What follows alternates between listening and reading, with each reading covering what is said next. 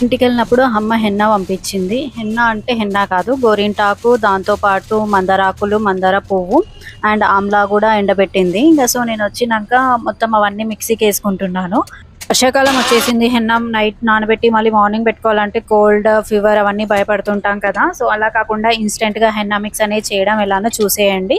So మీ hair లెంగ్త్‌కి ఎంత కావాలో అనేది చూసుకొని ఐరన్ కడాయిలో వాటర్ వేసుకొని 5-10 లవంగాలు అండ్ 2 స్పూన్స్ మెంతులు, 2 కాఫీ పౌడర్ అండ్ తర్వాత గ్రీన్ టీ లీవ్స్ అనేది ఎయండి.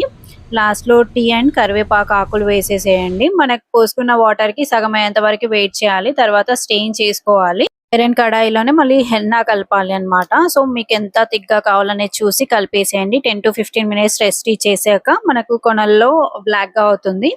అప్పుడు పెట్టుకోవాలి. హెన్నా పెట్టుకోవాలి అంటే అయ్యో! నైట్ నానబెట్టడం మర్చిపోయానే అనే ప్రాబ్లమ్ లేకుండా వెంటనే పెట్టుకోవచ్చు. నచ్చితే లైక్ అండ్ ఫాలో, సబ్స్క్రైబ్ చేసేయండి.